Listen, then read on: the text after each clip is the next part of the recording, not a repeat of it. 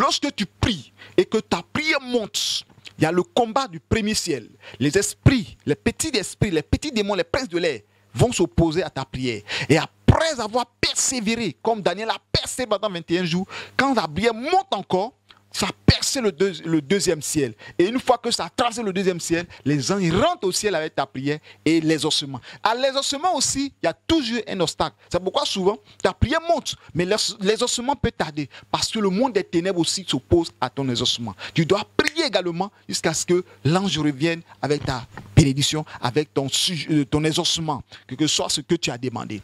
Donc, bien aimé, le diable a été précipité du ciel. Donc, en tombant, il y a d'autres qui ils ont pris comme position dans le deuxième ciel. Et d'autres aussi sont restés les moins faibles parce que les plus puissants, parce que la Bible parle des dominations, des autorités. Quand je vais vous expliquer quelque chose pour que quelqu'un puisse comprendre.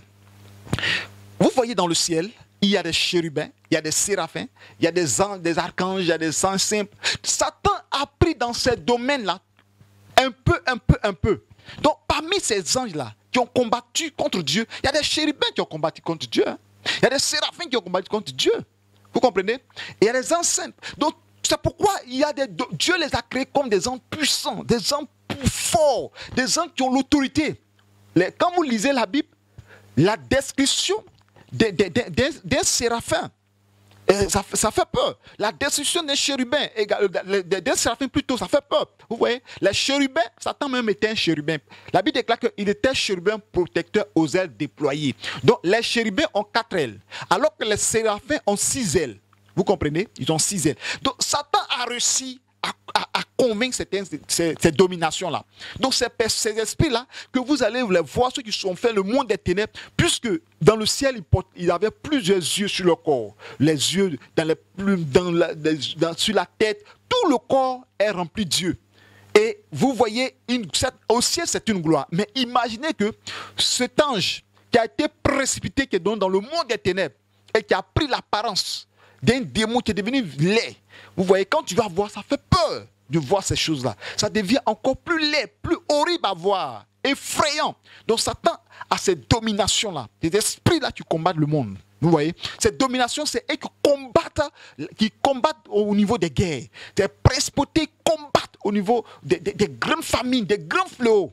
Et les plus petits sont sur la terre. Vous voyez, et d'autres dominations sont allées s'établir sous la mer, qu'on appelle l'esprit des eaux, on appelle la reine de la côte, qu'on appelle aussi l'esprit, généralement chez nous, en Afrique, on appelle l'esprit Wata, et en anglais, Mami Wata, ce que les gens appellent Mami Wata. Donc, bien aimé, cet esprit-là, il faut combattre. Il faut chasser. Parce que l'esprit des eaux, l'esprit Wata, la reine de la côte, a des fils et des filles. Et ces fils et des filles qui viennent sur la terre. Quand on voit l'esprit des eaux la nuit, ce n'est pas l'esprit Wata. L'esprit Wata, c'est une reine dans le monde des ténèbres. C'est une reine sous la mer. Tu ne te déplaces pas comme ça.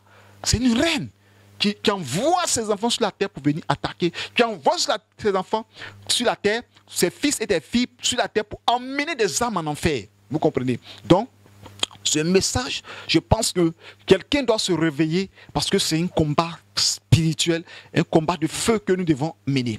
Donc lorsque nous continuons dans la Bible, nous voyons que ceux qui sont tombés dans les eaux, c'est eux qui travaillent comme esprit des eaux. Ceux qui sont restés aussi dans les montagnes, vous voyez que nos parents adorent les esprits de montagne. C'est dans leur précipitation, ils ont été précipités, ils sont dispersés dans le monde entier, dans l'univers. Vous voyez, d'autres sont restés sur les planètes. Ce que les gens appellent extraterrestres. Ce sont des démons. Quand les gens vont aller chercher les extraterrestres, ce sont des démons qui ont été précédés du ciel. Eux, ils ont l'intelligence de la technologie. Vous voyez, la technologie. Vous voyez, tout ce que les gens fabriquent sur la terre. Comprenez aussi que les démons fabriquent aussi. C'est la technologie. Donc, ce n'est pas là mon message. Mais nous continuons dans le verset 13. Il dit, quand le dragon vit qu'il avait été précipité sur la terre, il poursuivit la femme qui avait enfanté l'enfant mâle. Amen. Vous voyez, ici, on parle de l'enfant mâle, on parle de fils de Dieu, Jésus. Et les 2 ailes du grand aigle furent données à la femme afin qu'elle s'envolât au désert vers son lieu et elle est nourrie un temps, des temps et la moitié d'un temps, loin de la face du serpent. Ici, je ne vais pas parler de l'eschatologie, je vais parler de l'esprit des eaux, parce que là, c'est de l'eschatologie. Lorsque nous allons rentrer dans les détails, l'enlèvement de l'Église, tout ça là, ce n'est pas ça mon message. Et la Bible déclare que lorsque la femme fut enfantée, le serpent poursuivit la femme, et la femme est partie dans le désert. Vous voyez le verset 15. Et de sa bouche, le serpent lança de l'eau comme un fleuve derrière la femme, afin de l'entraîner par le fleuve. Regardez, la femme est partie dans le désert, mais le serpent va lancer de sa bouche l'eau comme le fleuve. Vous voyez, les démons des eaux combattent. Ça, c'est un esprit des eaux. Une fois, dans l'un de mes livres, je parlais de le serpent, le python, un esprit des eaux. Quelqu'un m'a posé la question sur ma page YouTube. Et est-ce que le serpent, c'est un esprit des eaux? Mais le serpent, le python vit dans l'eau. Il est semi-aquatique. C'est-à-dire tantôt dans l'eau, tantôt sur la terre. Et quand nous lisons la Bible, vous voyez que ici, c'est le serpent qui a ouvert sa bouche et la bouche est sortie de l'eau. Vous voyez, c'est l'esprit des eaux. Parce que l'esprit qui combat plus les hommes, c'est l'esprit des eaux sur la terre. Et nous continuons le verset 16. Il est dit, et la terre secourit la femme, et la terre ouvrit sa bouche et engloutit le fleuve que le dragon avait lancé de sa bouche. Ici, je vais vous donner une révélation concernant l'esprit des eaux, le combat. Vous comprenez? Pour combattre l'esprit des eaux, il faut invoquer le feu du Saint-Esprit. Le feu. Parce que lui, il vient avec l'eau. Et la femme sait que ce qui peut anéantir sa puissance, c'est d'aller dans le désert. Dieu plutôt l'envoyer dans le désert, puisque c'est un esprit des eaux. Lui, il va avec l'eau. Donc, quand l'esprit a projeté l'eau dans le désert, le Seigneur a ouvert la bouche de la terre et l'eau est rentrée dans la terre. Et le dragon fut irrité contre la terre et contre la femme plutôt. Le verset 17. Et le dragon fut irrité contre la femme et il s'en alla faire la guerre au reste de sa postérité et à ceux qui gardent les commandements de Dieu et qui ont le témoin de Jésus. Vous voyez? Donc, le combat a été fait. Le combat a été fait. Dieu a vaincu. Jésus a vaincu le dragon. Jésus a vaincu le serpent. Mais le serpent ne va pas rester là. Il va venir maintenant contre les enfants de Dieu. Ceux qui ont gardé le commandement de Dieu. Vous voyez, depuis l'Apocalypse, depuis au temps d'Abraham, de Noé, d'Abraham, de roi David, jusqu'à nos jours, de Samson jusqu'à nos jours, ceux qui gardaient la parole de Dieu ont été toujours combattus. C'est pourquoi il y a eu des dieux des Philistins, les dieux des Ammonites, tout cela, des Moabites, qui combattaient Israël parce qu'ils n'avaient pas le même Dieu. Ceux qui gardent le commandement de Dieu sont attaqués par l'esprit des eaux. Et la Bible déclare que ceux qui ont le témoin de Jésus, c'est-à-dire les chrétiens qui annoncent Jésus, ils sont toujours attaqués par l'esprit des eaux. Bien-aimé, cet esprit-là doit libérer la vie de quelqu'un. Bien-aimé, cet esprit doit libérer la vie d'un frère, la vie d'une sœur. Je n'ai même pas encore touché le message. Je voulais toucher quelques points pour vous dire comment cet esprit est méchant, comment cet esprit détruit des vies, comment cet esprit maintient des vies en captivité, en esclavage, en prison. Soyez bénis au nom puissant de Jésus-Christ. Donc, bien aimé, comme je le disais, cet esprit-là est un esprit très méchant, un esprit vraiment méchant qui détruit des vies. Nous prenons au cas de l'Afrique. En Afrique, généralement, en Côte d'Ivoire, où je suis, il y a des familles qui portent le nom des eaux. Ainsi qu'on peut parler de monsieur mer ou madame mer, ou monsieur fleuve ou madame fleuve, ou monsieur lagune ou madame lagune, ou Agbo, pour ceux qui connaissent cette rivière, Agbo, et etc., Nzi, Komwe, etc. Et des gens portent le nom. Pourquoi? Parce que dès leur enfance, ces personnes ont été dédiées à l'esprit des eaux. Pourquoi? Certains sont dédiés à l'esprit des eaux. Soit en disant que la femme ne faisait pas d'enfant et ils sont partis faire un sacrifice et l'enfant est né. Et en allant là-bas, ils disent quoi? Que l'eau, Agbo ou bien Komwe ou mère, si tu nous as donné un enfant, cet enfant porte le nom. Et tu seras la femme de cet enfant. Si c'est une fille ou c'est un garçon, c'est ton mari. Vous comprenez? Donc, c'est ainsi que nos parents, par l'ignorance, comme la Bible déclare que mon peuple périt parce qu'il lui manque la connaissance. Par l'ignorance, on livrait l'âme de leurs enfants à la mer, l'âme de leurs enfants à la rivière, l'âme de leurs enfants au fleuve, au lac. Et ainsi que ces personnes, quand ces personnes vont grandir, ces personnes ont des problèmes d'esprit des eaux, soit mari de nuit, femme de nuit, échec, pauvreté, misère, célibat, stérilité, plusieurs choses que je peux pas tout citer. Et une fois que ces personnes meurent, qui n'ont pas connu Christ, ça va de génération en génération, de famille en famille, de parents en parents.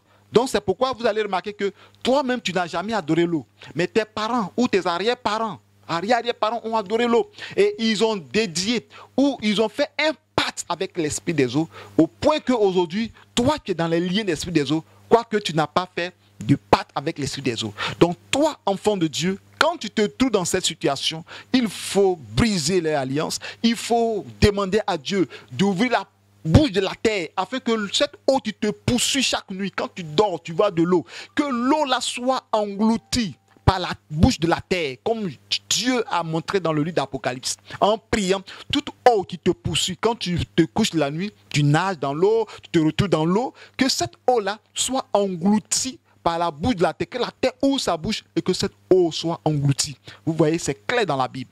Donc, vous voyez, certaines personnes font des rêves, des rêves, la nuit, des songes, ils se voient poursuivis par des personnes, et du coup, ils se retrouvent dans l'eau, et les gens qui sont derrière s'arrêtent, ne peuvent plus venir, et les gens pensent que ça, c'est une délivrance. Ce n'est pas une délivrance, je vais vous expliquer ça.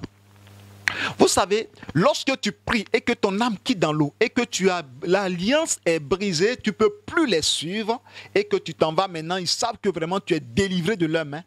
Ils vont dans les songes, ils vont se transformer aux animaux féroces, aux démons, ou même des militaires, ou même des personnes inconnues qui vont te poursuivre. Et quand tu cours, tu vas te retrouver dans l'eau.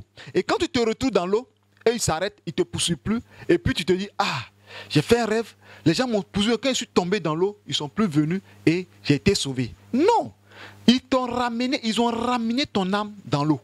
Parce que maintenant, tu n'es plus dans l'eau. Donc, en te poursuivant, ils font de sorte que tu reviennes dans l'eau. Donc, une fois que tu es dans l'eau, ils te laissent parce que tu es rentré dans la prison. Ils vont aller poursuivre d'autres personnes encore. Donc, c'est pourquoi, quand tu fais des rêves, que tu es poursuivi dans l'eau, tu es poursuivi et que tu tombes dans l'eau, ne dis pas que tu es délivré. C'est vrai, ils font semblant de ne pas te toucher, comme s'ils ne peuvent pas t'atteindre parce que tu es dans l'eau. Non, c'est une manière de fermer ton esprit pour ne pas qu'il soit découvert. C'est une manière de faire que, pour ne pas que tu saches que ce sont eux. Mais ils vont te faire croire que c'est l'eau de tes parents qui t'ont sauvé. C'est la rivière, c'est les sacrifices d'eau au bord de l'eau. C'est l'eau de mes parents aujourd'hui là. J'ai fait un rêve. C'est l'eau de ma mère, de ma grand-mère qui m'a sauvé. Non! C'est te ramener dans l'eau. C'est ce que le serpent voulait faire. Le serpent voulait amener la femme dans l'eau en envoyant de l'eau dans l'Apocalypse. Quand le serpent a vomi de l'eau, l'eau devait emporter la femme pour que la femme revienne dans l'eau. Mais Dieu sait que si la femme revient dans l'eau, Satan va dominer, sa femme va détruire la femme. Et Dieu a ouvert la terre et l'eau est rentrée. Donc, bien-aimés, frères et sœurs, si dans ta vie, tu vois l'eau, je déclare, et que dans tes rêves, tu vois l'eau, que la terre se fende et que l'eau rentre au-dedans. Et que si ton âme est dans l'eau, que les anges de Dieu libèrent ton âme au nom puissant de Jésus-Christ de Nazareth. Nous allons continuer. Donc, je disais que, à cause de ces esprits-là, des personnes se trouvent dans l'eau. Regardez une chose.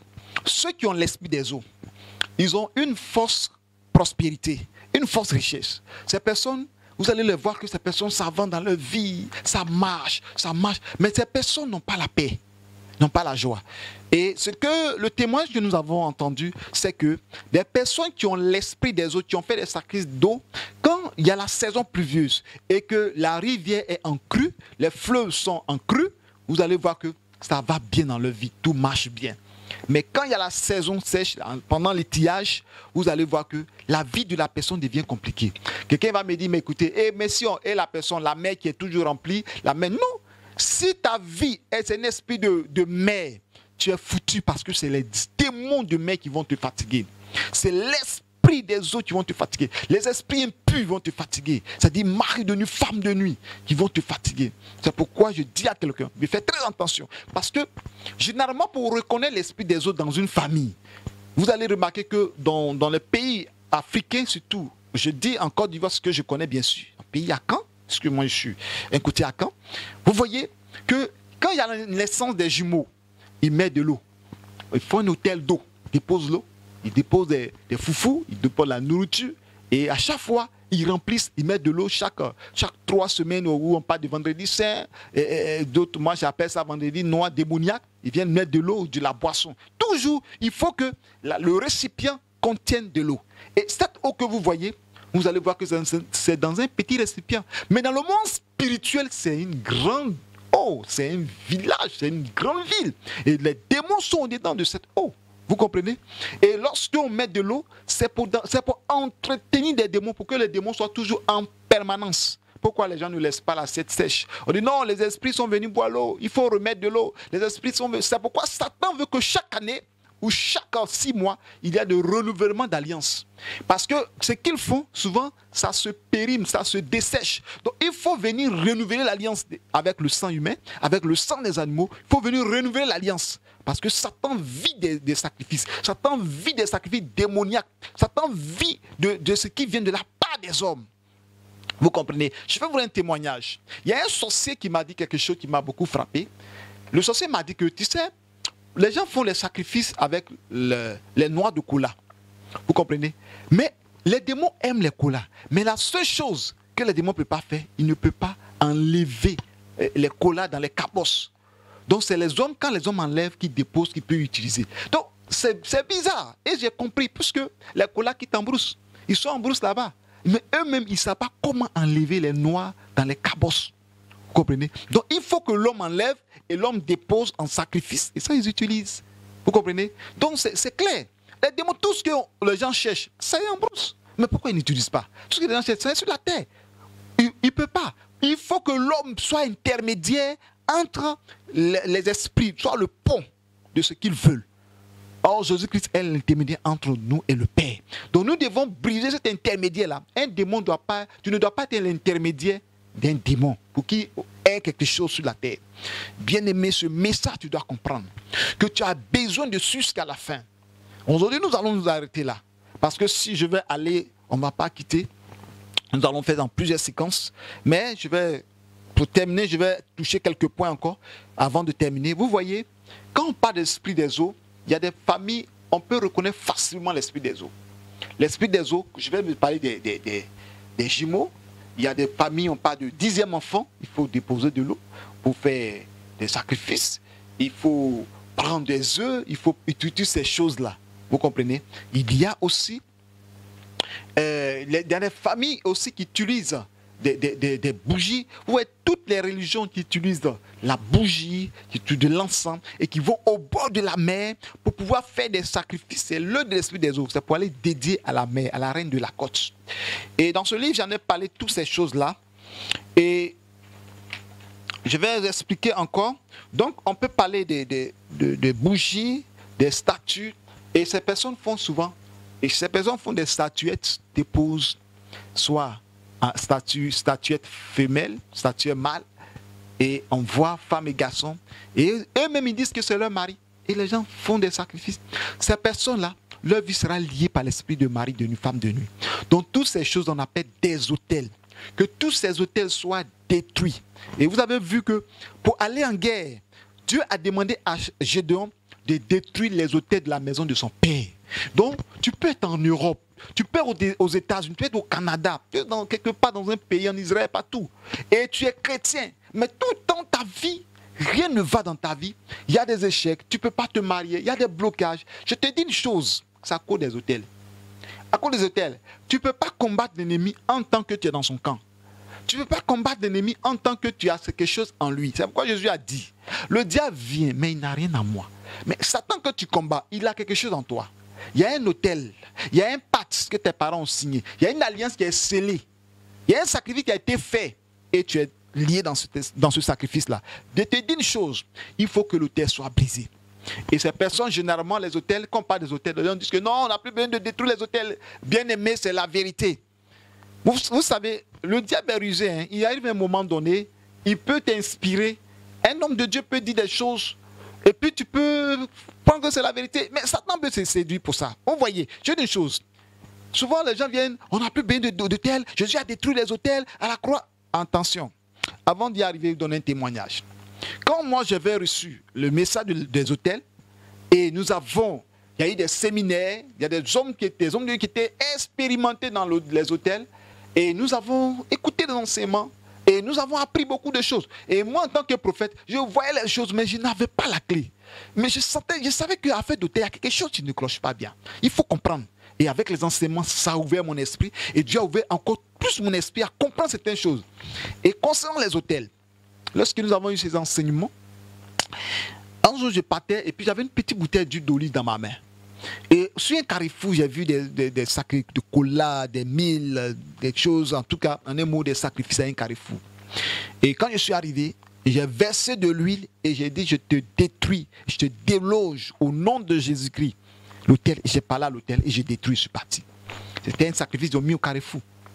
Et la nuit, je dors, je me couche, j'étais couché sur mon dos, et je vois aux environs de minuit, 1h du matin, là, je vois un esprit géant, un démon géant, noir, et il a arrêté à la porte. Puisqu'il était géant, lui-même, il a baissé sa tête parce que sa tête cognait, comment dirais-je, les cadres de la porte. Donc, lui-même, il était tellement géant, il a pris toute la forme. Et puis, il me parle avec les yeux de colère, les yeux rouges. Il me dit à une voix rauque, pourquoi tu m'as délogé? Mais quand il dit, pourquoi tu m'as délogé? Et je lui ai demandé, toi, t'es qui? Il dit, c'est moi que tu as délogé. J'étais là-bas, on m'a envoyé une mission, tu m'as délogé. En même temps, je me suis rappelé, et si c'était le même jour, j'ai détruit, hein. J'ai mis l'huile. Moi, j'ai dit ça comme ça, et puis je suis passé, je verse l'huile et je détruis le tel. Pour moi, c'était de l'amusement. Oh, j'ai délogé le démon qui était à ce carrefour-là.